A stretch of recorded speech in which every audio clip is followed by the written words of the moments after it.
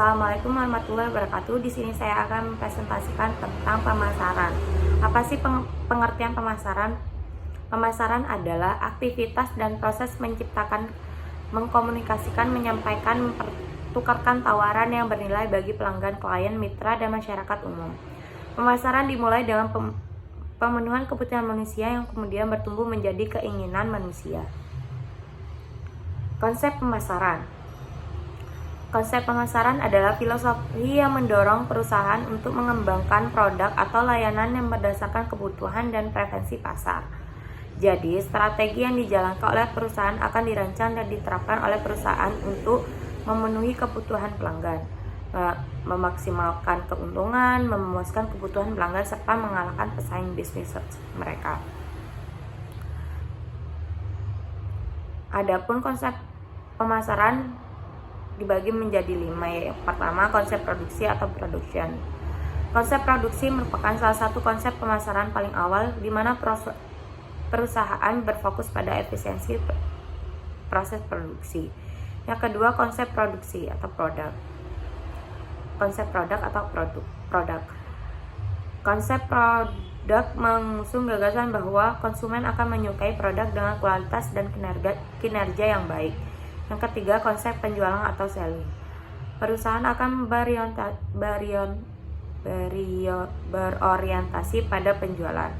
Artinya, perusahaan dapat mengembangkan suatu produk dan menjualnya ke target market tanpa mempertimbangkan kebutuhan dan keinginan konsumen. Yang keempat, konsep pemasaran atau marketing. Perusahaan yang percaya konsep pemasaran ini akan mendapatkan konsumen sebagai fokus utama mereka. Yang kelima, konsep pemasaran sosial atau societal marketing. Konsep pemasaran sosial adalah konsep pemasaran yang relatif baru. Tujuan pemasaran seperti yang pertama, paham pasar. Yang kedua, menciptakan produk sesuai kebutuhan. Yang ketiga, membangun citra produk. Yang keempat, mencapai cita yang akan dibangun. Yang kelima, penjualan. Yang keenam, kepuasan. Memasarkan produk dalam promosi. Untuk mencapai itu semua, Anda perlu menggunakan strategi cara promosi produk secara efektif berikut ini. Antara lain, yang pertama, memanfaatkan media sosial. Yang kedua, ikut serta dalam mengadakan event. Yang ketiga, bagi produk. Yang keempat, kumpulkan data pelanggan. Yang kelima, berikan intensif bagi pelanggan. Yang keenam, melakukan kegiatan aman. Yang kedelapan, menggunakan barang promosi. Prinsip pemasaran partisipasi. Yang pertama, sungguh-sungguh dalam mengenali pelanggan Anda. Yang kedua, hasilkan umpan balik pada setiap kesempatan. Yang ketiga, libatkan para pelanggan dan prospek sebanyak mungkin. Yang keempat, pasarkan sesuai jadwal. Yang kelima, buatlah para pelanggan merasa terlibat dalam kesuksesan bisnis kita.